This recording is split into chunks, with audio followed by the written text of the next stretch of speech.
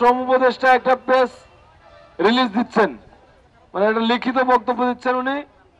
TNZ এর director finance শ্রমিকদের বকেয়া পরিশোধ না করা পর্যন্ত সরকারের হেফাজতে থাকবে।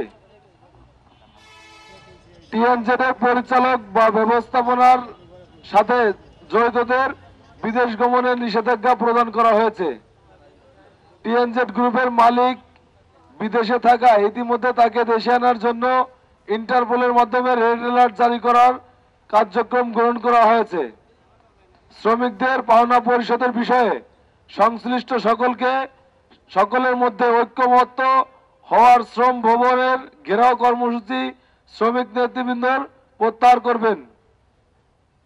টিএনজেড গ্রুপের ওয়াশিং প্লান্ট ও মহাখালী ডিওএইচএস এর মালিকের বাড়ি বিক্রি করে শ্রমিকদের বকেয়া বেতন ও অন্যান্য পাওনাদি আগামী 7 কর্মদিবসের মধ্যে পরিশোধ করা হবে। টিএনজেড ফ্যাক্টরি শ্রমিকদের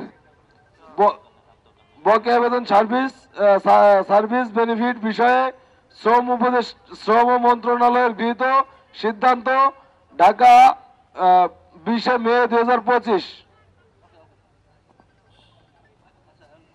এখন এই পর্যন্ত হচ্ছে আমাদের কাছে আপডেট যে শ্রম উপদেষ্টা যিনি আছেন তিনি প্রেস রিলিজ দিচ্ছেন যে আগামী 7 কর্মদিবস, অর্থাৎ আমরা 7 কর্মদিবস বলতে বুঝতেছি 29 তারিখ পর্যন্ত, এই মাসের আজকে 20 তারিখ, 29 তারিখের মধ্যে সকল পাওনাদি পরিশোধ করার ঘোষণা তিনি দিচ্ছেন এবং সেটি প্রেস রিলিজ দিচ্ছেন, সেটি দিয়েছে, অলরেডি দিয়েছেন। এখন আমরা এই মতামতের ভিত্তিতে এবং আমাদেরকে বলা হয়েছে এই লিখিত বক্তব্যের মাধ্যমে যে আমরা এই ঘেরাও কর্মসূচিটি প্রত্যাখ্যান করার জন্য বলা হয়েছে আমাদেরকে। আর আমরা কি এই ঘেরাও কর্মসূচি প্রত্যাহার করতে পারি? সবাই কি বলেন? আমাদেরকে যে 7 কর্মদিবসের মধ্যে অর্থাৎ 29 তারিখের মধ্যে সকল পাওনাদি পরিশোধের কথা জানিয়েছেন, এটা সরকার পক্ষ থেকে শ্রম উপদেষ্টা, মানে এই বিষয়টা সরকার, আমাদের যে বেতন পাওনাদি যে দায়িত্বটা এটা সরকার নিচ্ছেন। এখন সরকার যদি আমাদের এই পাওনাদির দায়িত্বটা নেয় তাহলে কি এটা আমরা আজকের যে কর্মসূচি আমাদের ছিল এটা কি প্রত্যাহার করতে পারি? সবাই যদি অনুমতি দেন সেই ক্ষেত্রে এটি প্রত্যাহার করব। হচ্ছে এখানে শ্রম মন্ত্রণালয় থেকে প্রেস রিলিজ এসেছে, প্রেস রিলিজ মানে সংবাদ বিজ্ঞপ্তি এসেছে। 5টা বিষয়ের মধ্যে প্রধান যে পয়েন্টটা হলো আগামী 7 কর্মদিবসের মধ্যে, আমি আবারও বলছি আগামী 7 কর্মদিবসের মধ্যে মালিকের হচ্ছে এই বাড়ি যা আছে এগুলো বিক্রি করে সরকার পক্ষ আপনাদেরকে যে পাওনা বকেয়া বেতন বুঝিয়ে দিবে আগামী 7 কর্মদিবসের মধ্যে। হ্যাঁ, এটা কিন্তু অন্য কোনো পক্ষের হচ্ছে কথা না, এটা শ্রম উপদেষ্টার কথা। এটা টেলিভিশন মিডিয়াতে অলরেডি প্রচারিত হচ্ছে, টেলিভিশন নিচে স্ক্রল হচ্ছে যে আগামী 7 কর্মদিবসের মধ্যে এই আপনাদেরকে বেতন বুঝিয়ে দেওয়া হবে। দ্বিতীয়ত হচ্ছে মাননীয় প্রধান উপদেষ্টা দপ্তর থেকে ওনার প্রেস সচিব মহোদয়, ওনার থেকে একটা প্রেস রিলিজ আসতেছে সেম মানে কথাই আর কি, আগামী 7 কর্মদিবসের মধ্যে। যেহেতু এখানে আমরা প্রধান উপদেষ্টার বাসভবন ঘেরাও করেছি, সুতরাং প্রধান উপদেষ্টা মারফত যে মেসেজ এসেছে সেটা টেলিভিশনে স্ক্রল হচ্ছে বা হচ্ছে নিউজে আসতেছে যে ওনারা প্রেস রিলিজ দিয়েছেন আগামী 7 দিনের মধ্যে, আগামী 7 কর্মদিবসের মধ্যে আপনাদেরকে টাকা বুঝিয়ে দেওয়া হবে। এখন আপনারা বহুদিন যাবত এখানে থেকে শুরু করে আপনার শ্রম ভবন থেকে শুরু করে অন্যান্য বিভিন্ন জায়গায় আপনারা আন্দোলন করেছেন, শান্তিপূর্ণভাবে আন্দোলন করেছেন এবং কখনো কোনো বিশৃঙ্খলা হয়নি। আমরা এই জন্য আপনাদেরকে ধন্যবাদ জানাই। পাশাপাশি আমরা শ্রমিক নেতৃবৃন্দ আমাদের যে প্রচেষ্টা ছিল এভাবে যেন ভিজতে না হয়, এভাবে যেন কষ্ট করতে না হয়, যেন খুব দ্রুত সমাধান হয়। আপনারা এখানে এসে বসে আছেন, আপনাদের কি ভালো লাগতেছে? আমাদের কি ভালো লাগতেছে? কারোই লাগছে না। এই জন্য আমরা চাই আমরা নিজেরা যখন একাধিক প্রস্তাব আসে আমাদের উপর, আমাদের কাছে একাধিকবার প্রস্তাব আসছে, আজকে সকাল থেকে আমার কাছে একাধিক প্রস্তাব আসছে। এখানে লিমা আপা বলেন, আরো যারা আছেন, আমাদের শাহ আলম ভাই, সত্যজিৎ দাদা আছেন, আমাদের হচ্ছে আরো যারা নেতৃত্ব দিয়েছেন, তো ওনাদের সবার কাছে বিভিন্ন ধরনের প্রস্তাব এসেছে। আমরা কি রাজি হয়েছে? আমরা রাজি হই নাই। বা আমরা কনভিন্স হই নাই যে আমরা চাই ডেট। উনি শ্রম অধিদপ্তর এবং কলকারখানা অধিদপ্তরের যে মহাপরিদর্শক উনি এসেছিলেন, উনি চেয়েছিলেন একটা ঘোষণা দিতে।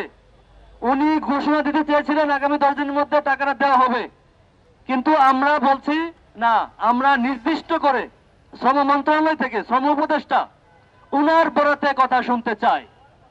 আমরা বলেছিলাম যে প্রধান উপদেষ্টার মারফত কথাটা শুনতে চাই, প্রধান উপদেষ্টা মারফত আপনাদের কাছে এই মেসেজটা আসতে চাই। সেটা কিন্তু আমরা আদায় করেছি। আমরা অনেকটাই আমরা মোটামুটি স্যাটিসফাইড যে না, এইবার আমাদের টাকাগুলা আমরা পাবো।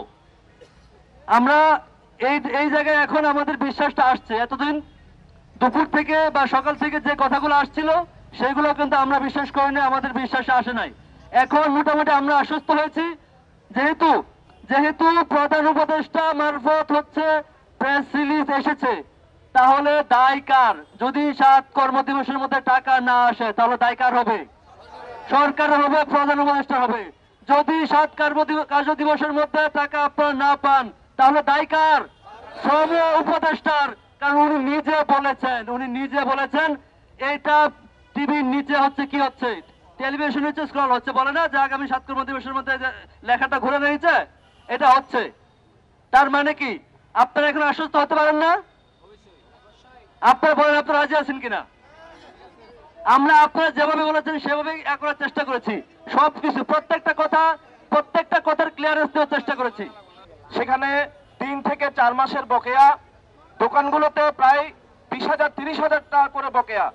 আমরা সরকারের মিডিয়ার মধ্যে দিয়ে সরকারের কাছে আহ্বান জানাবো, ওই সমস্ত এলাকার মধ্যে আপনারা মাইকিং করেন, মাইকিং করে যাতে 30 তারিখের আগে কোনো দোকানদার, কোনো বাড়িওয়ালা যাতে কোনো বাড়ি ভাড়া বা দোকানদারের পাওনা না খোঁজে, সেজন্য আপনারা সরকারের মধ্য দিয়ে সেখানে নিশ্চিত করেন।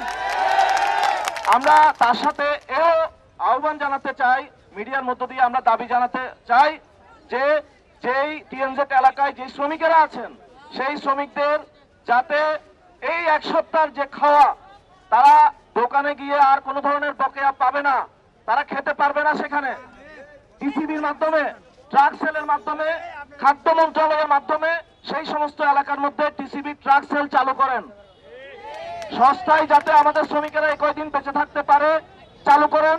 সেই সমস্ত বিষয়গুলো এখানে যে নেতৃবৃন্দ আছে সরকারের মাধ্যম দিয়ে, জেলা প্রশাসনের মাধ্যমে, মন্ত্রণালয়ের মাধ্যমে, সেটা যদি নিশ্চিত করতে পারে, আর 7 দিনের মধ্যে যদি যে কথাটা বললো, বারবার আশ্বাস দেওয়ার পরেও যে কথাটা বললো, সেটা রাষ্ট্রের পক্ষ থেকে যদি নিশ্চিত করতে পারে, আমার মনে হয় সেটার একটা শ্রমিকদের দিক থেকে কিছুটা মাত্রায় এই বারবার আশ্বাস ভঙ্গের কিছুটা উপশম হবে। ধন্যবাদ।